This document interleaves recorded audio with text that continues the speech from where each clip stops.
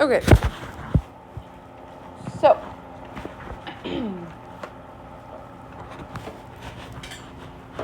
The fourth root of 9. What do we think we can do to simplify the fourth root of 9?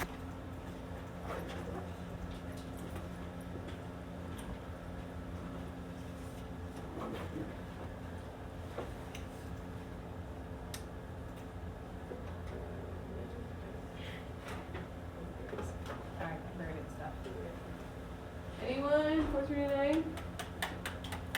Can we simplify it? No, we can't. So, what's the next best thing that we're given to use? We can't divide it by 4. That's not the same. Dividing it by 4 would be this. And that's a whole different thing, okay? But that was a good thought. What about these handy little dandy things we've got for free from the school to use? What happens if you plug it in there?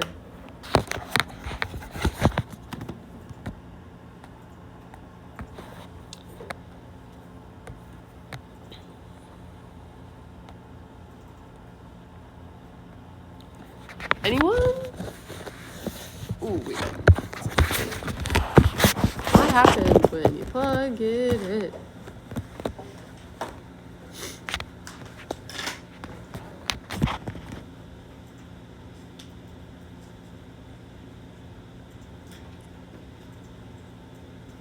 You have it on that?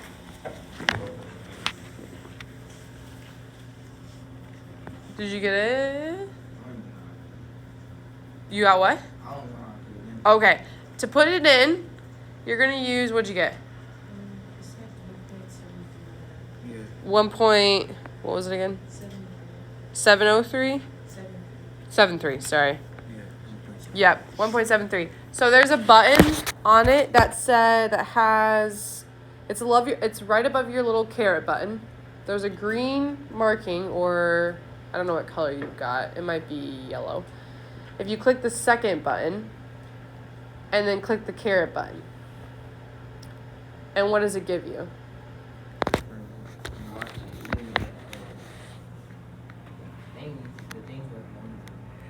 It'll look like this. Yeah, so you have to go in. If you're using those calculators, you have to go in. So click clear. Click clear. And then click type 4. Click enter. And then second caret. And then click 9. Click enter. And there you go. Does that make sense? So you have to type your root, or your index first before you click the caret or the second caret button, okay? If you're using the scientific calculators in the room. Okay, and then the fifth root of 32. 2. You can do this a couple different ways. We could birthday cake it. We could do it like we did, where we like split 32 up into 2 parts, where we're like 32 times 16, or 16 times 2 is the same thing as 32. But if we birthday cake, let me erase all this, sorry. If we birthday cake, we're going to get 32. And if we pull out 2, what do we get? 16. Pull out 2. Pull out 2. Pull out 2. 2. And if we pull out 2? 1. Right? So we get 1, 2, 3, 4, 5 2s. So 2 to the 5th equals 32. Good on that? Cool. All right. Next page. Flip to page 326 in your workbook. This is where we're going to be working today.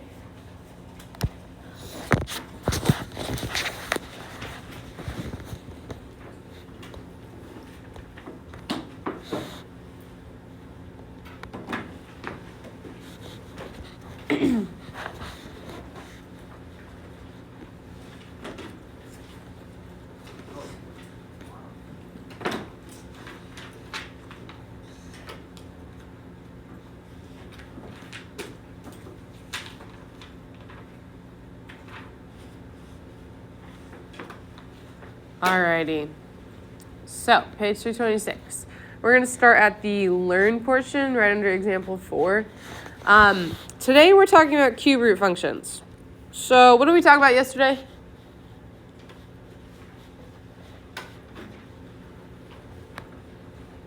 Yeah, square root functions. We talked about square root functions yesterday. So what's the difference between a square root function and a cube root function? Speak a little bit louder, sorry. It's to the third cube. Yep, it's asking you to find the third root, not the second. Square roots are the second, cube roots are the third. So we have this idea of a parent function again, right? So it's going to be very similar to the parent function of a square root. We're going to use this kind of as our basis. With all of our problems that we're going to work through, we'll always try and relate it back to how does it change from the parent function, okay? So something a little bit different about a cube root function versus a square root function. I'm going to draw, if I draw a square root function over here, it looks something like this, okay? What is the difference between a square root function and a cube root function? It's too long. Yeah, yep, exactly. So 2 ways, 2 lines. Square root of a function only goes one way, whereas the cube root function does go both ways. Yes, these are all true. Cube root function, when you look at your domain and range, and it's all real numbers. What does all real numbers mean? It's what? Yeah, it just keeps going. It's valid for all x's, it's valid for all y's. Our square root function, our domain and our range for our parent function, where did they stop or where did they start? 0. We never could go less than 0, right? We could never go into the negatives. But the fun thing about a cube root function, can you take the cube root of a negative number? Yeah, right? We can take the cube root of 3. We can take the cube root of negative 1, right? What is the cube root of negative 1? Did you say something? It's what? It's not 1i because it's negative 1. 1i would be your square root of negative 1. So that's a good guess. But our cube root of negative 1 is negative 1 times negative 1 times negative 1. Here we get positive 1, and then multiplied by negative 1 again, you get negative 1. Does that make sense? So we can take the cube root of negative 1, or of a negative number. That is why our domain and range is all real numbers. So up here you see what our little function looks like. Very similar to the square root function, but the difference is our index is 3 today. Our index yesterday was 2. Notice that our intercept, is it similar to yesterday's? Yeah, right? Yesterday's intercept was 0, 0, 2 as well, right? It all started at 0, 0, unless it transforms. But our parent function for our square root function is also 0, 0. And our intercept for our cube root function is also 0, 0. And then in behaviors, as x goes towards infinity, your y's go towards infinity. As x goes towards negative infinity, your y's go towards negative infinity. So it kind of looks like that. Okay? It's increasing. It's positive for x is greater than or equal to 0. It's negative for x is less than or equal to 0 or less than 0. And then our symmetry. This is important to note. Our symmetry, if we were to flip it 180 degrees this way, which means we were to literally just take this graph and turn it 180 degrees, what do you guys think it would look like? Not sure? What? Yeah, it'll look the same. It'll look exactly the same. That's what it means that it's symmetric about the origin. Which means if we just flip it, we like hold, I'm trying to think of what we would call this, a pinwheel. You guys know what a pinwheel is? So or a balance. Or a balance, yeah. Put it on your finger. And you literally turn it around that one spot. It'll be the same once you flip it 180 degrees. Make sense? Everyone go with that? Cool. And then the last thing to note on here is down here we've got the a cube root x minus h plus k. Same form as we had yesterday with the square root function, okay? Same form. So don't forget about that because that's important. Only difference is that this is a cube root. Yesterday's was a square root, okay? All right. Everyone good on this page, on this section? Cool. All right. Example 5 is right underneath it. We're given g of x equals 1/3 cube root of x. And they want us to graph the function, state the domain and range. So what's our a value? 1/3. Oh, sorry guys. 1/3. What's our h value? Think about what's inside here. H value is here, right? Do we have anything? Right? So what would our h value be? 0. Yep. Oh. And then what's our k value?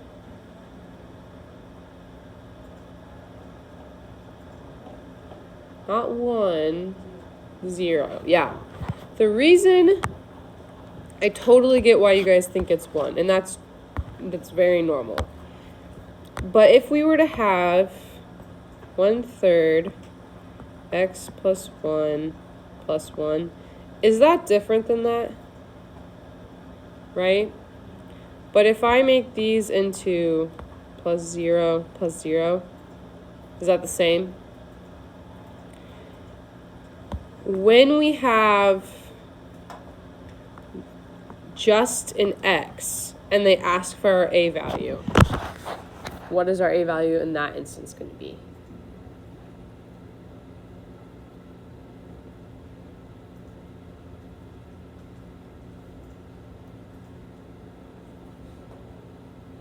Can it be 0? No, right? Because if we've got a 0 here, what's our function, whole function going to become? 0, right? So our a value has to be what? 1, right?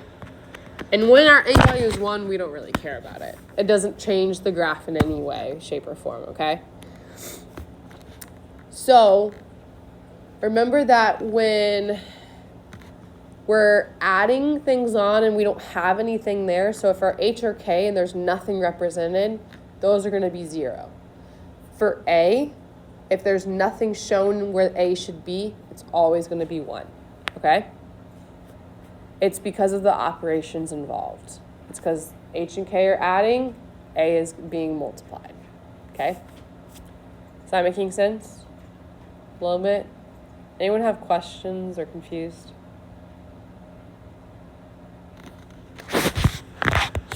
All right, so it says that we know that the function is centered at the origin and vertically compressed, which means that when our a value is a fraction, so as we see here, a is 1/3, we take our function looks like this, it's like some funky, yeah, and then we smush it, okay? So it's going to be larger, or how do I describe this? It's going to be compressed, which means it's like narrower this way, okay? It's squished like somebody sat. Yeah. Is how I think of it.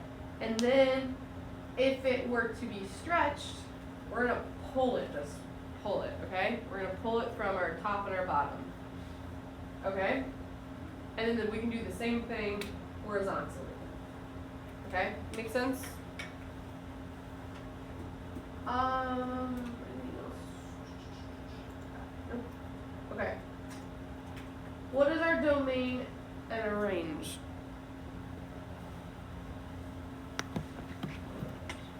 What'd you say? Yeah. All real numbers. That's going to be the fun thing about cube roots. Our domain and range is always going to be all real numbers. Isn't that really fun? That's like the fancy R that you can write for that. Have you guys seen that before? Okay, just make sure. Cool. Okay, any questions about this one? Okay. Part B is on the top of the next page. P of x equals cube root of x plus 5. And they give us our A, our H, and our K. And see that we don't have anything in that A spot, so we put 1. We don't have anything in that K spot, so we put 0. But we do have an H in the sentence, and it's negative 5. So the function is translated what from the parent graph? What'd you say? Yeah, 5 to the left. So we can say 5 left from the parent graph. So don't forget that A is dealing with compression or a stretch. H is what?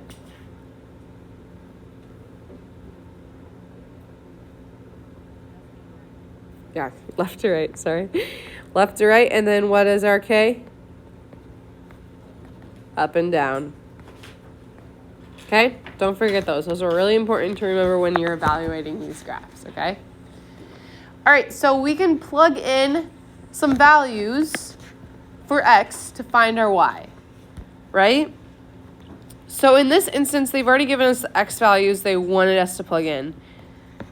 But you might get to a graph in your homework and you might have a very empty table where you're like, what values do I plug in?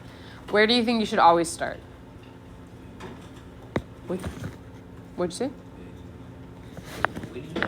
Where do you think you should start if you're making a table from scratch? So if I'm making an XY table and I don't know what values to plug in for my x, where should I look? The x-intercept, that's a good place. So in this instance, where is our x-intercept? -5, yeah. So -5, and then we go out from there. In this instance, it's also what value? Our h value. So in our cube roots and our square roots, h value could always be a really good place to start, okay? So you could start with your h, and then you could add an h, add 2 h's, or not 2 h's, but you add 1 to your h, so you could do h plus 1, my goodness, and then you could do h plus 2, and then h minus 1, h minus 2. Those are always good places to start when you're trying to find what to plug in to your graph. So do you see that here, though? In our graph, or our table over here. -5 is our h value. It's also our x-intercept. So then we go up 2 and we go down 2 from it. Okay? So let's plug these in. Can I erase this xy graph? Everyone good? Okay, I'm gonna erase it. Sorry, I just want some room on this side. Okay. -7. If we plug in -7, we get -7 plus 5. What do you guys get? Negative what? -2 on the inside, but if you take the cube root of -2 using your calculators, what do you get? Around a decimal. There you go.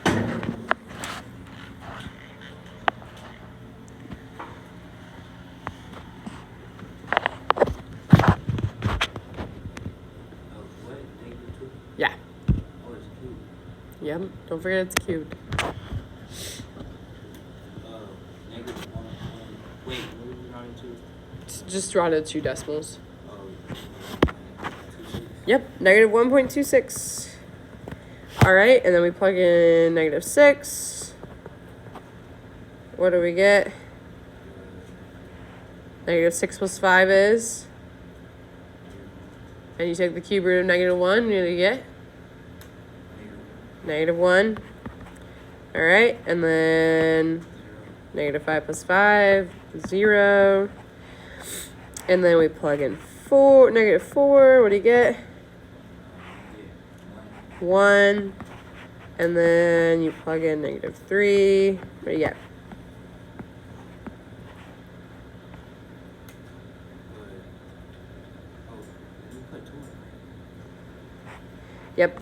Yep, negative 3 plus 5 equals the cube root of 2. So 1.26. It's like the same thing.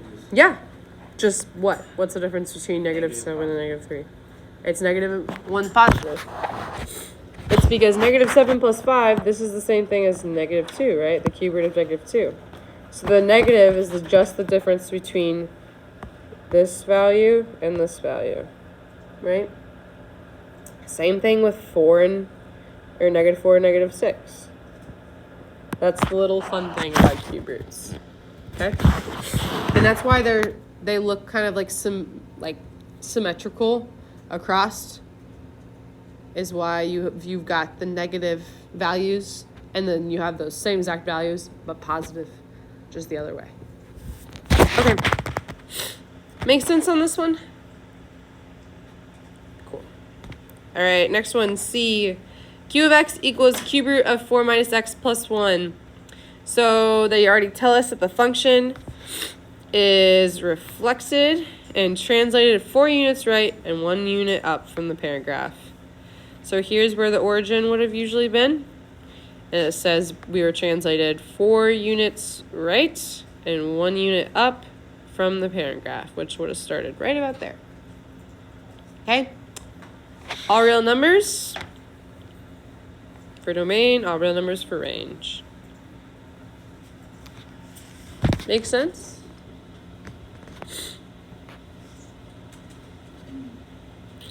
Alrighty.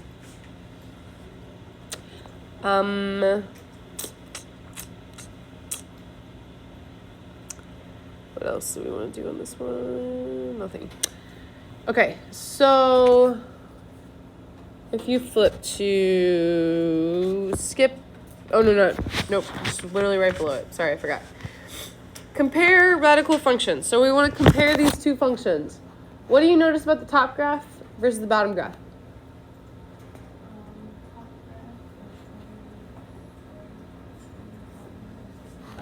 Yep, top graph is a square, bottom graph is a cube. So we got a square, and they're calling it q of x, and then this is our cube, which is p of x, okay?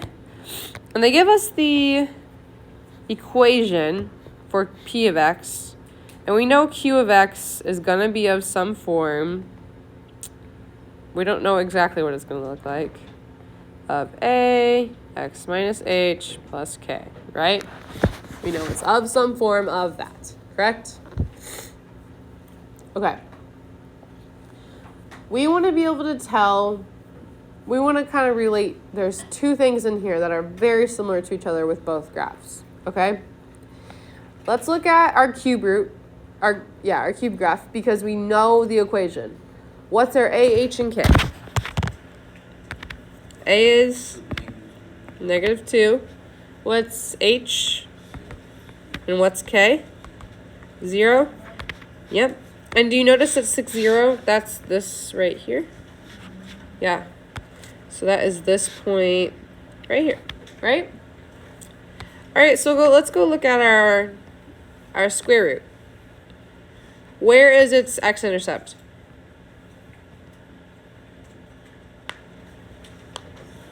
6, what? 6, 0, right? So what's our h?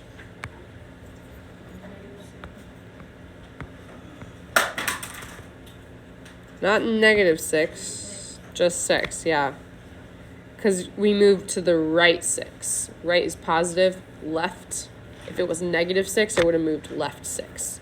And then what's our k? 0. So you guys realize that both the h and k are the same? And that makes sense? Yeah. Cool. Okay. How are we feeling about this? Is this good? If you want to, you can flip the page. You don't have to. But at the top of page 328, it gives you this little chart, and it compares the two graphs with their domain, their range, their intercepts, increasing, positive, and behavior, all of that. So you can look at that too. But we just wanted to point out that H and K are the same for both, okay? So, all right, homework. Homework is on the same sheet you should have picked up yesterday. There are still more over there if you didn't pick it up yesterday. But this is all for 6-4 homework. You cannot do it on McGraw-Hill. You have to do it on paper. You can use graphing paper if you would like as well.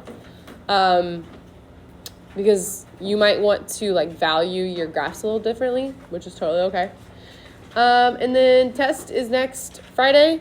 You guys have 15 minutes left of class to work on homework and for us to answer questions. So yeah, good job today.